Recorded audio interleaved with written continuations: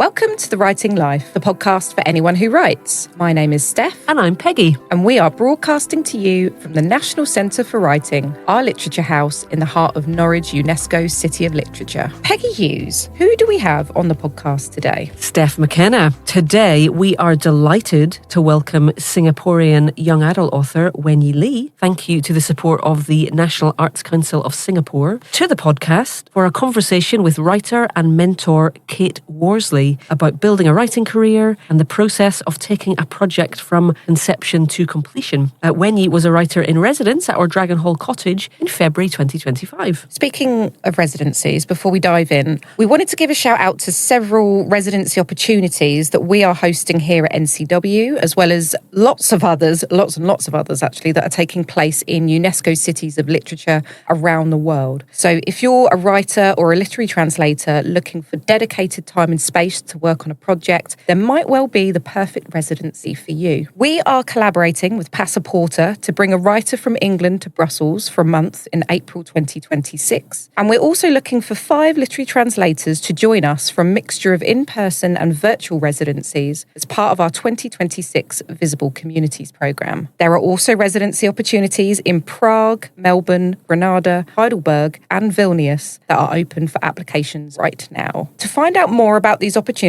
and apply, visit nationalcentreforwriting.org.uk/residencies. I would like to go on a residency. Can I go on a residency? Should we go away? Where should we go? Let's just on go. A jolly. Let's just pick one of those cities and go away right now. Yeah, no, they sound amazing, don't they? Lovely opportunities. Yes, good luck, Norwich. Good luck, listeners. Yep. Not in Norwich. Everyone, good luck. And now, on to the main portion of today's episode and the discussion between Wen-Yi Lee and Kate Worsley. Wen-Yi Lee is the author of the historical fantasy novel When They Burned the Butterfly and young adult horror The Dark We Know, and has also published speculative fiction and essays in venues such as Lightspeed, Uncanny, Strange Horizons, Reactor, and various anthologies. A University College London alum, she is currently based at home in Singapore. In February 2025, she completed a residency in our lovely little cottage at Dragon Hall. During this residency, Wen-Yi sat down with Kate Worsley to discuss her journey as a multi-genre writer and the importance of representation in literature. They also touch on writing queer stories, finding a writing community online, striking the balance between vulnerability and protection in your writing. And now we will hand over to Wen-Yi Lee and Kate Worsley.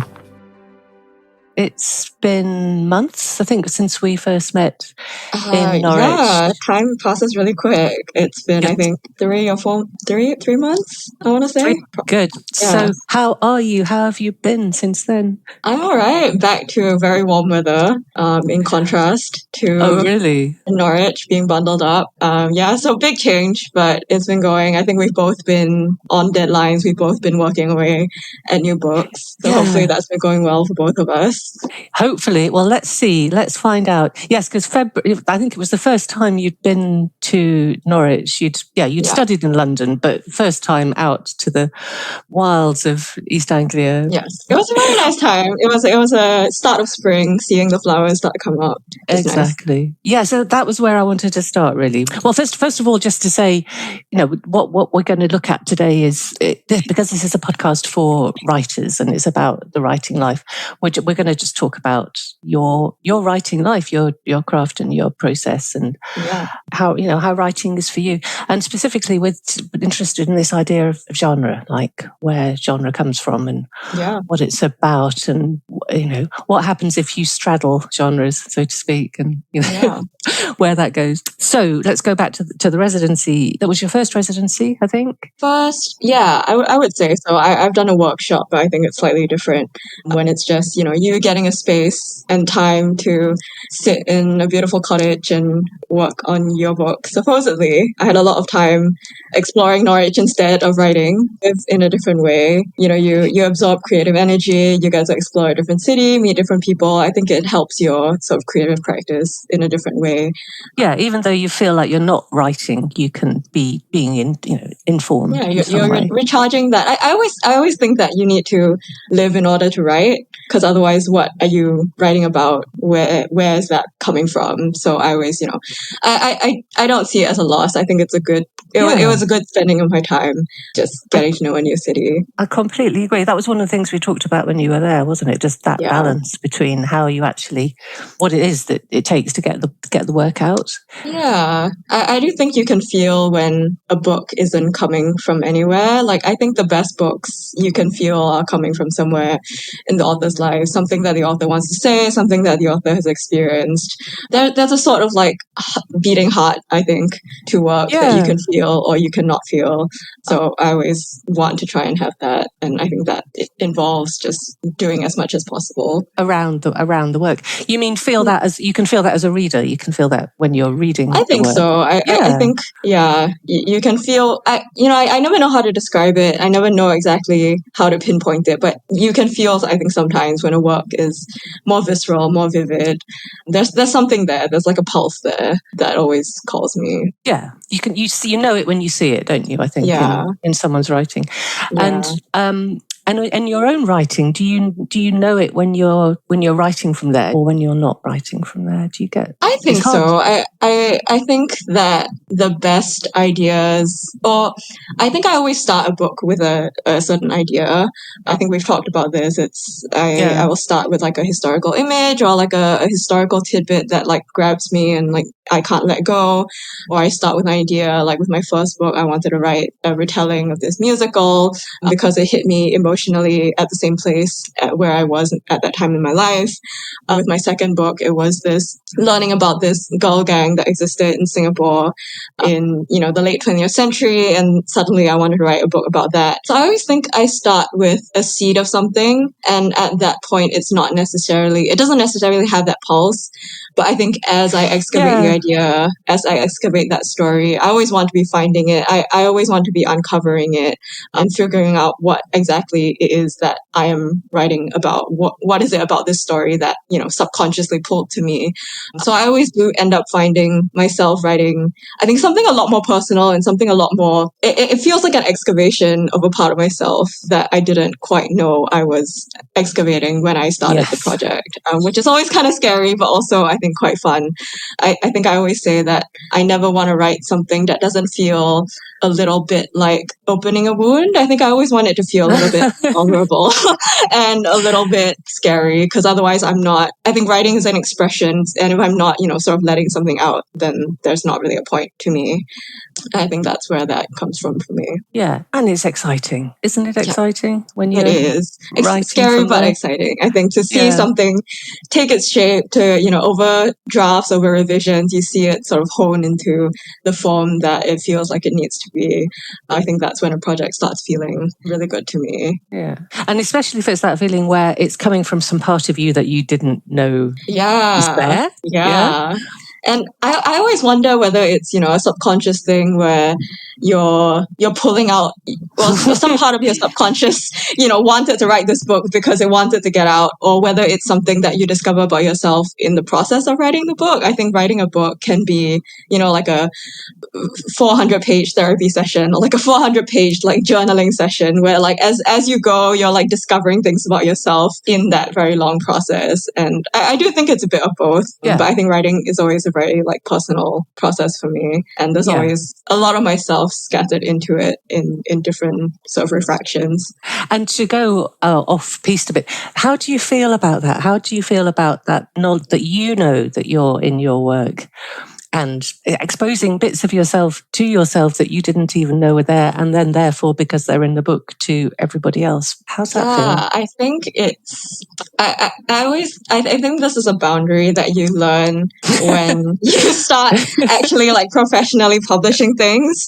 I think when you start writing, it's like book of your heart. You're just sort of pouring your heart out onto the page, and you're not really thinking about the logistics or the consequences, or like how to navigate actually being perceived and actually putting that out into the public, for strangers or for whoever wants it to access it. So I do think that that's something I've had to figure out along the way. And I think it's a dual process of now I'm conscious of where I draw the boundaries, how much of that wound that I'm opening. I think that especially in this time of like social media, there's a lot of like parasocial social, attachments to creators where, audiences, I think, feel very entitled to creators' personal lives, or they've come to expect that kind of access to a creator's personal life.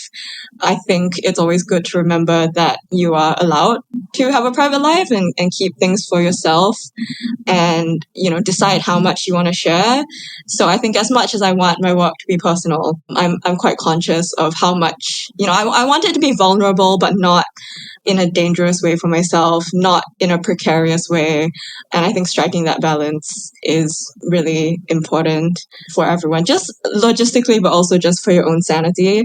I think also when you attach too much of yourself to a work, it becomes hard to treat it objectively, because then you start taking rejection as a rejection of yourself, as opposed to a rejection of, a product, to put it very callously, but, a book in the market. You are going to face rejection. Some people are going to like it and some people aren't. So I never want to feel like, them not liking the book means it's some kind of personal attack on myself. So I always do think there's that sort of interplay between writing as a vulnerable thing versus putting out a book as a public consumption. I'm quite aware of that. I think especially navigating sort of queer content in certain spaces, depending, where I'm publishing, depending where I'm talking about the book, I'm quite mindful of, I think, striking that balance and being aware of the context in which you're sharing. Yeah, because all those issues have always been there, haven't they, for writers? Yeah. But right now, in this decade, they're particularly intense because of social media, and right now because of where we are this year in terms of social context in the world, it feels particularly charged, especially for queer content. So, because you're someone who's you started out always having wanted to write, and as I understand it, your apprenticeship was sort of online with online groups and feedback, and you've been online with your work from the very start, really. What's your journey been in terms of because you're writing from the heart, you're that sort of writer, like. I've been writing my whole life, I would say that. And I think I'm in that generation where I started out being very familiar with posting your work online. I grew up on fan fiction websites and Wattpad.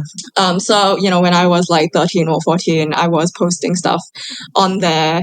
But I do think it's a very different experience in terms of, firstly, because, when you start off like that in spaces like that, a lot of the times it's anonymous. I think the internet, 15 years ago was a very different place from where it is now. But also, I think, at that point, I was very much writing. It didn't feel like I was writing personal work. I think I was writing fan fiction. I was writing things inspired by my favorite movies or books or whatever. But I hadn't really sort of found myself or found my voice to a point where I was writing very personal things. I was caught up also in that I was writing about white girls in very Western context. I was not. Why was that, do you think? Where did that? What were your influences at that point? A lot of childhood media. I grew up a very fantasy girl. I read a lot of Enid Blyton, Oh yeah. But I think a lot of the classic fantasy at the time. A lot of that childhood media. But it was just a factor. It was just a fact that I didn't consume a lot of stories that reflected me. I didn't really see. So it wasn't even a conscious choice. I was not going, in as a 14-year-old, thinking about the racial politics of what I was writing. No, it was American, European, culture. I don't think it was either specifically American or British either. It was just kind of sort of generically Western. The characters were white. I felt very weird about writing Asian characters because it never felt, it didn't feel like that they belonged in that genre.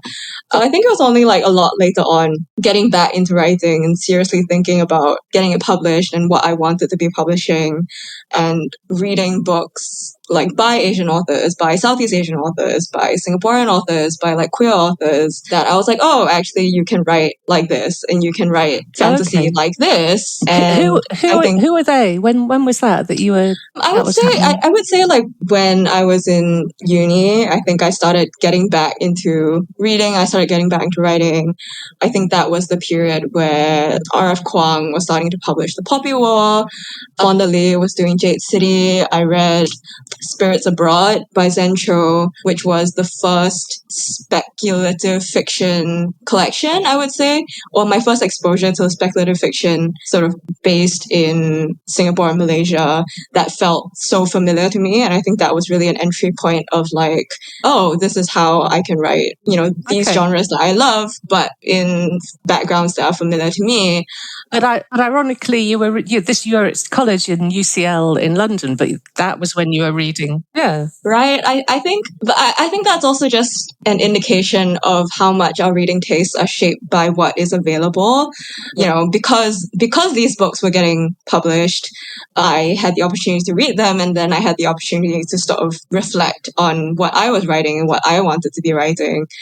Growing up, I don't think I read any, there were like a couple of like Asian fantasies, but they were not written by like Asian people, or there were a couple like historicals. I think Asian like fantasy in particular has really sort of exploded in the past, I want to say like 5 years. I think that was pretty foundational, and it was the right time because I was getting back into reading after a long time of sort of sidelining it from, I was busy with school, I was busy with work. Yeah. It took a back burner, and then as I got back into it. So it's always an interesting question when people ask me about my influences, because I think the things that I loved as a kid that made me want to create as a kid don't really have a lot of impact on my voice now. I think my voice now was shaped pretty solidly by things that I've been discovering in the past 5 years, probably. And that's, I think, a factor of what I was able to be exposed to, probably. Because it just didn't exist when you were a child. Yeah, I don't want to knock authors that were out there then. I'm sure there were authors, but I think it was just not to the same mainstream extent that they are now. So it would just have been a lot harder for me as a teenager, not based in the US or the UK, to find these books in the first place, because I was just picking up whatever was popular, on the library shelf or on the bookstore. What was mainstream mass market in Singapore growing up? That was there. Yeah. You're at college at UCL and you're reading books like a grown-up. So, and that was when you wrote your first published novel that is out now. Well, talk us through that, because it sounds like a very intense way to be blooded in writing your first proper novel. Well, it gets more intense because COVID happened.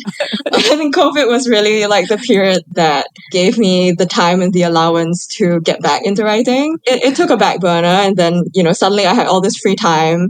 I was stuck in the house, I had nothing else to do. I just found myself sort of going back to a very original passion, which was, writing. I had like old manuscripts that I decided to pull out and, revise and try and actually do something, with it. I was dabbling in short stories because I suddenly discovered that short story like journals and magazines existed, which I didn't know for a long time. And I think fantasy magazines specifically, because obviously I heard about, I knew about like the New Yorker or the Atlantic or like Georgia Review. I think, I never really wanted to write those kinds of things. So I think finding like fantasy magazines was like, whoa, okay, this is a new form in the genre that I love.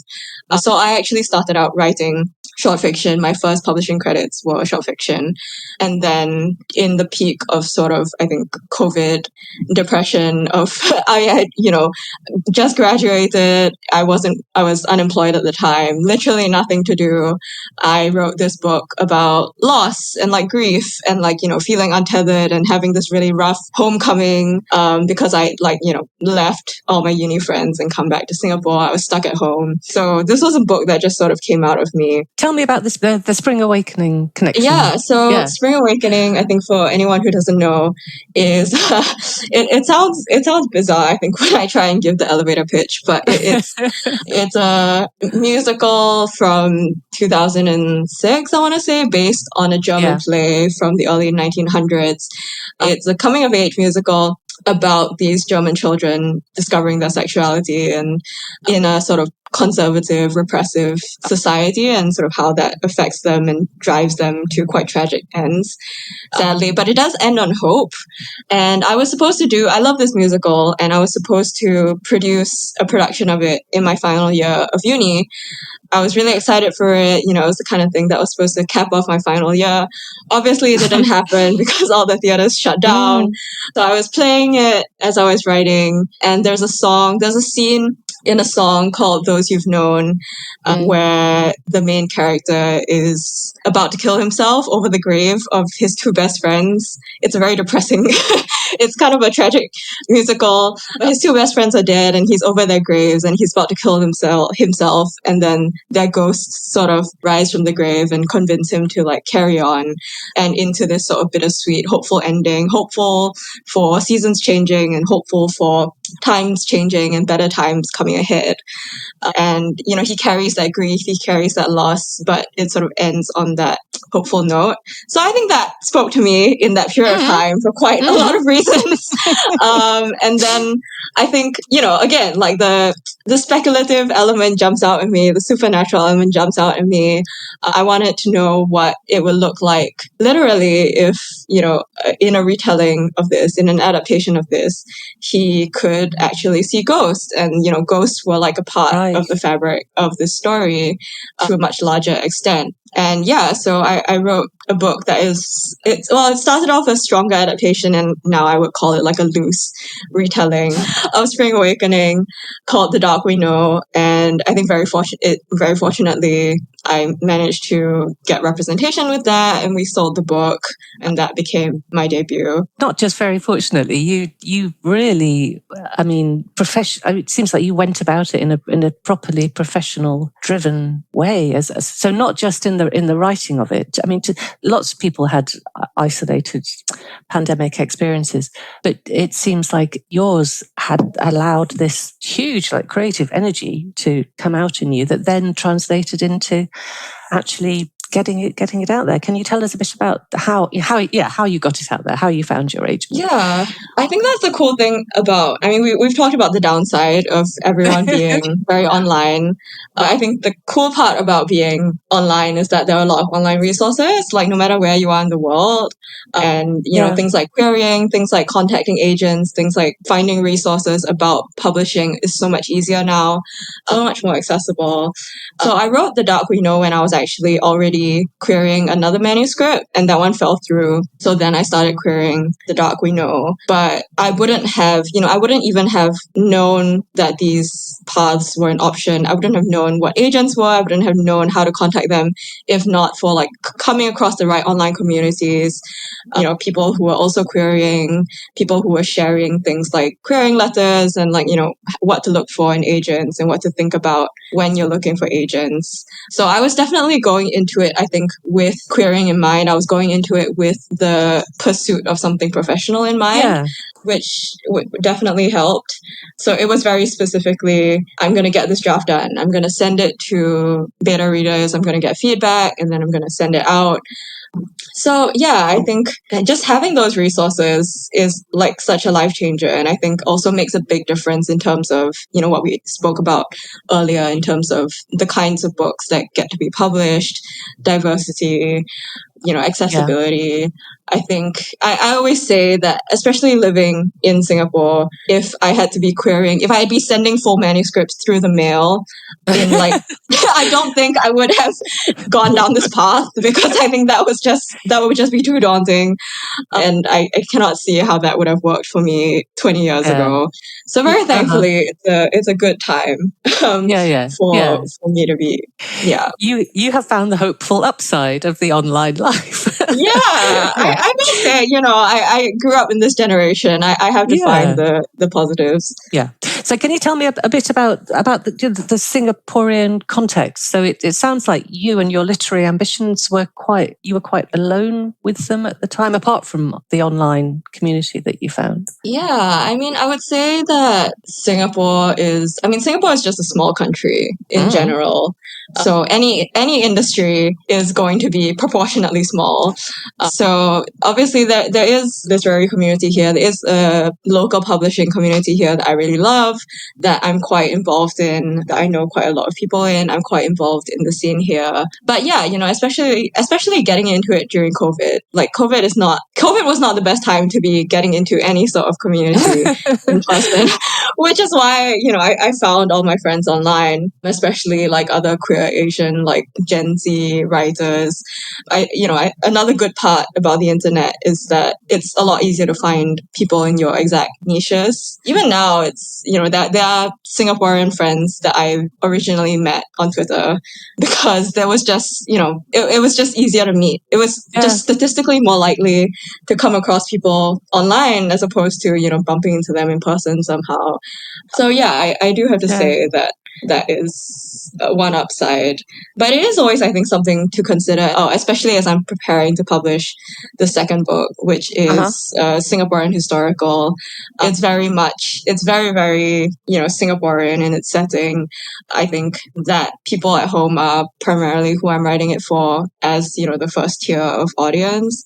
So I think even publishing internationally, I'm always aware of still trying to have that home base and still trying to be connected to that local community, because I do think it's a sad and easy way to isolate yourself if you're just at home, sending emails on your computer. So much of publishing is just sending emails, and I don't want that. You want that community around you, because writing is such a lonely thing that you want to find people in it with you. You want people to take you out of your head when you're writing. So it is always about having both for me, and I'm very lucky that I'm sort of building that on both sides. Yeah.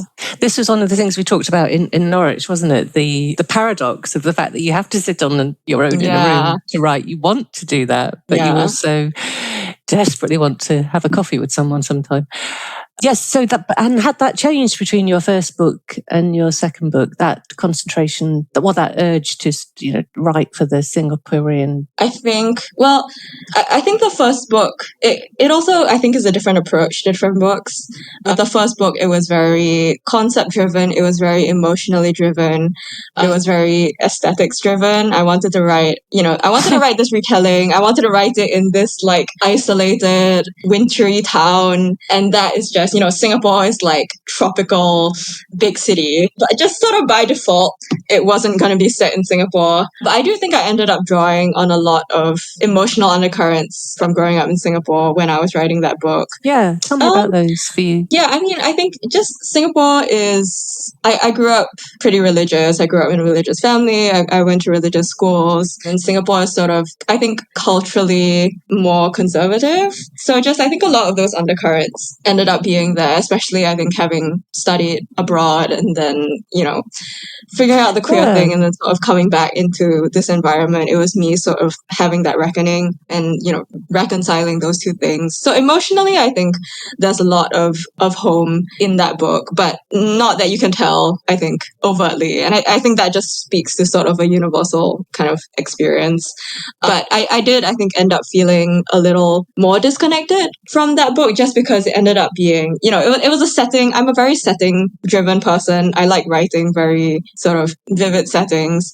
And that setting was fun to write, but it wasn't, personal, particularly geographically. So, aesthetically, geographically, as a setting, it wasn't quite as personal. And then I jumped straight into writing Singaporean historical, which is, I have to fact check every line. I have to fact check roads. I have to look at maps. I have to look at history. Of course. So it's, a complete, 180 into a setting that is so that I feel such a responsibility to get right, and that I feel is incredibly personal and something that I walk through every day.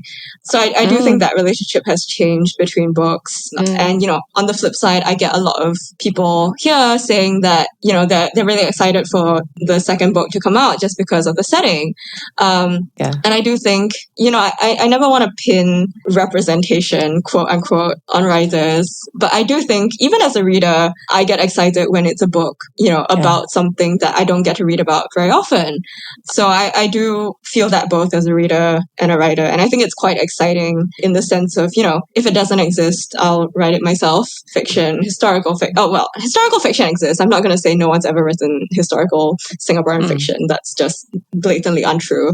But I think specifically on like lesbian characters and like queer history as like a central part of the book has been, I do think that's something that we don't see a lot of. And I've been excited about that. I've been scared about it, but people have been excited about it. So yeah, it should be fun. Yeah. And it's totally that feeling of writing the book that you want to read, writing the recipe for the book that you would love to read and you wish had been written. Yeah. And it is quite scary to actually do. What did you have a similar moment? Did you have a spring awakening moment for Butterfly as well? A image or I don't know. You see, we come back to being online, but my friend sent me a TikTok. I knew I had been wanting to write like a female-centric historical Singaporean book for a while. We have these quite famous historical female laborers called Samsui women, and I was sort of playing around with that, but I didn't find my way into the story. And then my friend sent me this TikTok about this girl gang that existed in the late 20th century, and that just like immediately set off alarm bells all over my brain. I think because it really grabbed me. I think because when you think about like Chinese triads or, Chinese secret societies, it's a very like hyper-masculine space. It's very much about like brotherhood.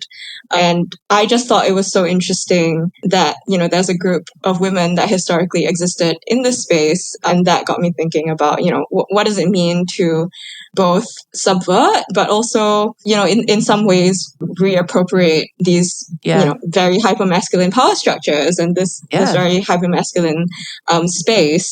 And then I think Red Butterfly was just such an evocative name. It became about fire. It became about transformation. It became about rage. It became about, exploring femininity. And that just sort of sparked a lot of things for me. But again, I think, it starts with that initial image, and then you start excavating the story, and you're like, maybe you realize you're telling a slightly different story than you thought you were going to. I thought it was going to be a very like girl boss, strong women, cutting down, they've got fire, they're punching their way through things. I thought it was going to be like a very fun, indulgent, like action-y kind of fantasy. But then I think as I explored it, it became a lot more about parallels with post-colonial independent change and identity formation and exploring, gangs as belonging and devotion. And it became about exploring that angle of like, certain gender dynamics and femininity. And then the queer stuff, it progressively, I think, became more and more center stage. So it became a lot less, I think, indulgent. It became a lot less girl power, but I think it also became more girl power in a way. I think in a much more complex and nuanced way that I really enjoyed writing. Yeah, it's amazing. It's absolutely amazing. Tell me about the fire magic. I mean, there weren't really women in 1972 Singapore with flames licking from their fingertips. Well, maybe there were, and I don't know about it. But yeah, I mean, I think that's just where fantasy brain comes in, right? Because like with Spring Awakening, with the Dark, I just sort of latch on to I'm a fantasy girl at heart. I will find ways to put magic in things. It's just I can't write, I think, straight realistic fiction. It just doesn't spark for me. I have to find something weird to put in there. So I knew I wanted to go in. I was like, I wanted to write about I think a lot about the overlaps between like secret societies and religion in the sense of this is there's hierarchy and there's devotion and there's belonging and there's certain social rules why people join them. There's usually like a figurehead that is almost sort of deified. So I think very easily I mapped the idea of gods onto these secret societies, and it became about, okay, group of girls that are sort of pledged to a fire goddess, and they have, a leader who is the vessel for this fire goddess. And I think it was also, it's just fun. I think girls and rage and fire and red, I think all sort of blend together very naturally. It wasn't even like something I sat down and like racked my brains over immediately. I was just kind of like, they have fire. And then I figured it out afterwards. But immediately I think I knew. Yeah, the book is quite a blend of like historical fact and mythology and like pure fantasy. That one is definitely pure fantasy.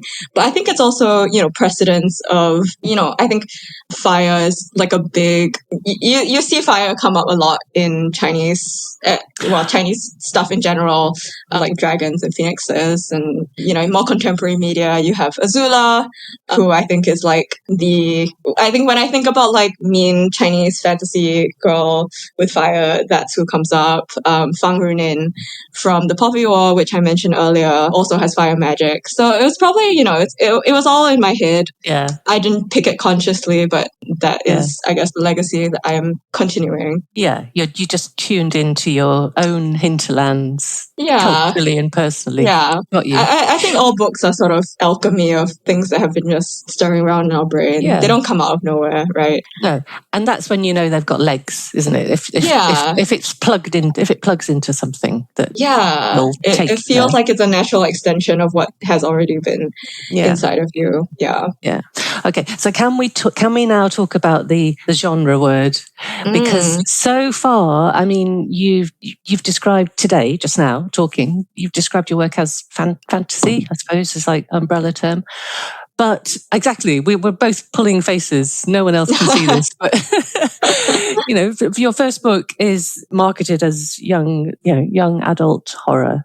The Butterfly, which will come out later this year, sapphic historical fantasy, I suppose, or whatever. Just how do you feel about the genre issue? Talk me through it. I think that's always an interesting question because I do find myself, I think genre is a concept that has roots in marketing, has roots in logistics. When genres first evolved, no one was thinking about them as categories. Mary Shelley didn't sit down to write Frankenstein thinking, I'm going to write science fiction. That label just gets applied retrospectively. And I understand why genre labels exist. I think they're very helpful in certain ways, but I think my relationship to genre is quite interesting. I've always been a very, I would say broadly, speculative fiction person at heart. I like fantastical elements, whether that was fantasy or science fiction or, I just liked things that weren't quite real. That has always been a through line. In that broad category, I will sit myself. But I think with The Dark We Know, especially, the genre question became really interesting because I didn't sit down intending to write a horror. I had never really considered myself a horror person. I was very scared of watching horror movies, but I was also kind of compelled by them. I would read like all the synopses of these movies on Wikipedia. My favorite shows were a lot of like serial killer shows. So I guess that was always a bit there, but I would never have called myself like a horror fan. And then I just wrote the book as I felt the book needed to be. I just put in the elements that I felt needed to be there. And I think when I was querying it, I was calling it like a dark speculative or like a dark speculative with horror elements, but I was never calling it horror. And then everyone who read it was like, this is horror. And I was like, oh, okay, I guess we are selling YA horror now.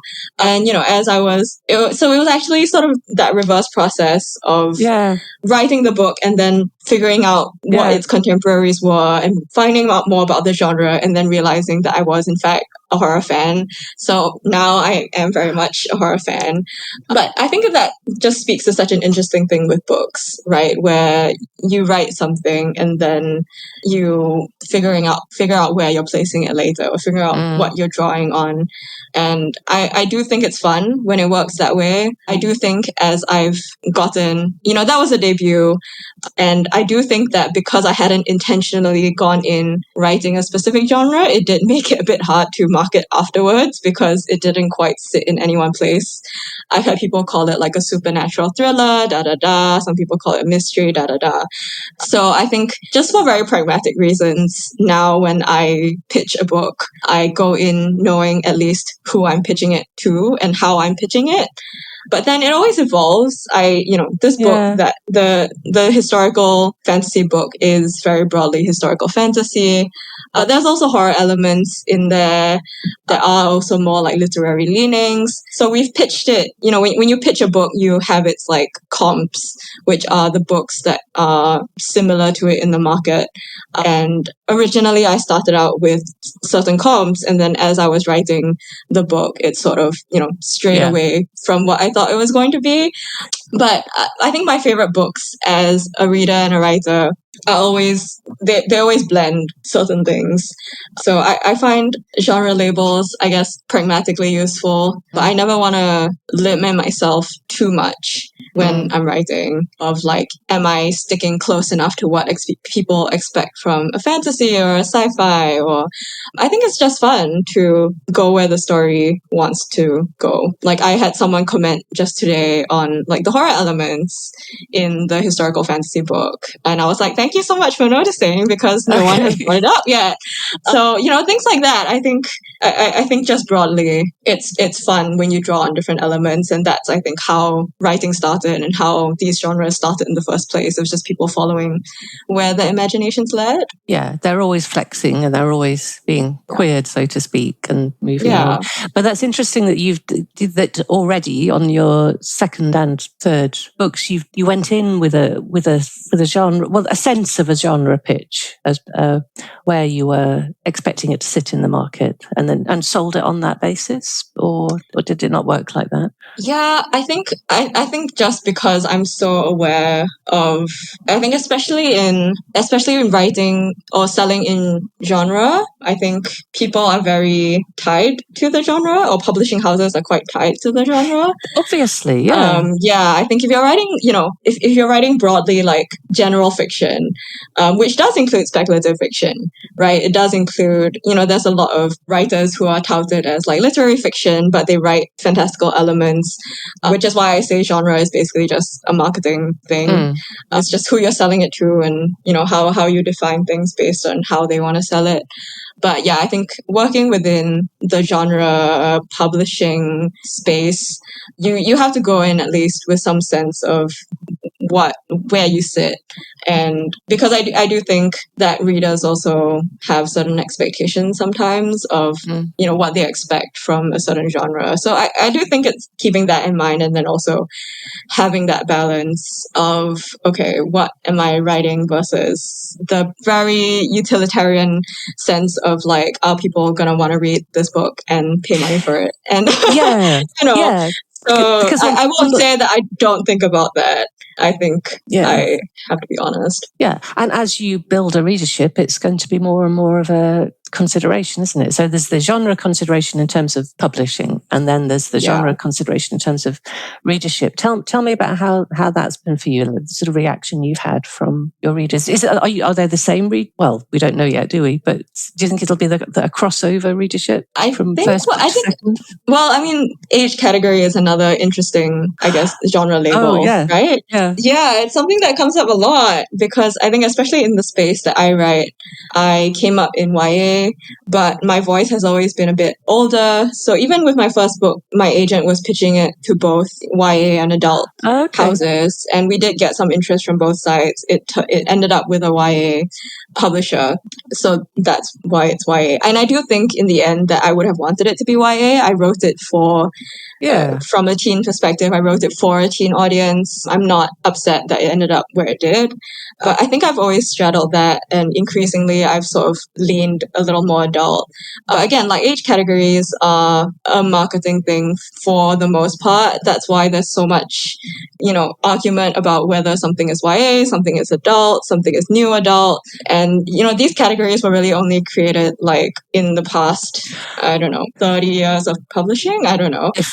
Yeah, exactly. So, it's not like a 20th century thing that you had young adult as a defined category. So I think I've been straddling that anyway. I mean, I think the second book is only just starting to come out now. So I will get back to you in about 10 months and tell you how that goes. I do think it's a slightly different audience. I think just because it's adult, just because it's published by Tor, which has a very established, follow readership, and also because I think I think because it's very explicitly sapphic. I think the first book has like bisexual characters, but it's like narratively, I wouldn't call it, it's the queer thing is not the focus of the plot or whatever.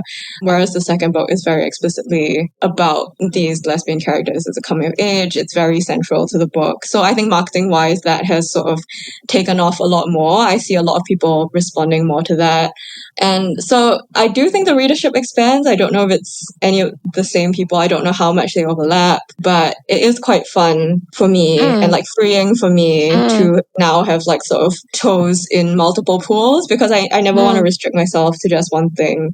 So it's nice that I've gotten that out of the way. I've already sort of told everyone that, okay, I'm not just writing one thing. But I think for someone with your sort of imagination, it's a good strategy to, at the off, to go straight off sideways or whatever. Yeah. Now I'm being forced to think about, okay, what is my strategy going forward, career-wise, or what makes sense to follow up to keep the readership that I want to keep. But, when I was writing these first two books, I was very much just writing whatever I wanted to write. Yeah, and that's something else it would be good to talk about. So, I mean, this process of finding a readership and working out, where your genres intersect, it is a parallel, very similar experience to exploring your imagination and finding, what it is that is there that's exciting you. But now you are at the point now where the commercial side of it is right there staring you in the face. So, and that's something else we talked about when we were in Norwich, like how you manage a career and B, to keep writing. So where are you at with that at the moment? That is, hitting me now. I think, I think you go into the debut quite like starry-eyed. You're like, this is the book of my heart. Oh my God, I'm getting to become a published author. This is the dream. And then you quickly realize that it takes a lot of work to continue being able to do that dream. And that, just because you publish one book, suddenly you want to be able to keep doing this. And then that's where the scary part comes in. That's what you have to start thinking about, how you're going to keep doing this. Especially if you didn't come right out of the gate with like a major bestseller or like a, major hit or wwhatever, which is most people. So yeah, I do think I'm in that spot of like, okay, the debut is done. Now, well, technically I think I've sort of cheated and had two debuts where it's like I had a YA debut Yes. and then my adult publisher is calling it an adult debut. So, people are finding me. Yeah. So I guess I've cheated and had like two debut phases, but definitely I think going ahead now, I'm thinking about, okay, what are actually the smart choices to make here? I can't just, I do feel like I can't just write whatever I want anymore. I do actually have to think about, whether it makes sense as a follow-up from the previous one, whether that makes sense strategically, will it give me the best chance of selling where I want to be selling and selling it to the publishers I want to be selling in the way that I want it to be selling. And obviously you can't control a lot of that, but at least taking that into consideration is something that informs my approach now, which I think I always say, I think when you think about getting into writing professionally, it's prepare for your hobby to become a job, and your relationship to this hobby and relationship to this passion is going to change very dramatically. And I do think that's where I am now. I don't think I figured out an answer, but I do always want to try and be striking that balance of writing things that I want to write and writing things that are close to me, while also taking those practical considerations into account. I believe there's a middle ground. I don't think it's either you are true to your art or you're selling out. Like, I think that's pretentious, like, dichotomy to exist in. I do think there's a solid middle ground. But yeah, figuring that out, I think I'm at that stage. Work in progress. What other things do you think that would support that? Are the things that already you found are helpful, or ways to approach it? I mean, I think taking the advice of, agents and friends is always helpful. But I think I'm at a point where I am waiting to see how the second book is received, because I think it's that thing again, right? Like, when you talk about genres and when you talk about, people reading you, how you wrote the book isn't necessarily, or it may be that people respond to it in a way that surprises you, and then maybe that informs, how you take your career or your brand or your voice going forward. So yeah, I think it is a work in progress, I think. Yeah, that's really interesting, because it's not like you can make a plan, can you, for the next many decades? It has to be a sort of step by step in the moment. Yeah. But at the same time, publishing takes so long that it forces you to plan like 2 years in advance at minimum, which is very unfortunate, I think, place to be in, because again, like, you never know, but then also you're forced to, if you want to have a book out in 2 years, you have to sell it now, kind of thing. But you also don't know where you'll be in those 2 years. So you are well placed, I think, aren't you, to be able to turn about. You have so many aspects to your writing that you can. I would hope so. I also still write, short fiction, not as much as I would like now that I'm focused on books, but I do feel like I'm not boxed in one place, which is a position that I'm very happy to be in. I think I would be very scared to be boxed in one place, and we'll see where it goes from here. It's at that turning point, I think. So I'm watching to see how the next few months play out. And that feels like a good point at which to stop, because we just don't know.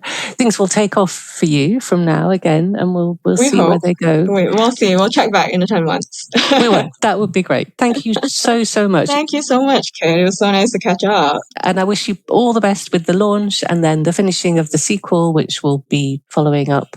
Yeah, just remind us of the titles. When They Burn the Butterfly is coming out 21st October this year.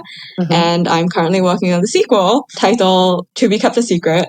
Hopefully out around the same time next year. Okay, all right. We will wait for that with anticipation. Thank you so much. Thank you.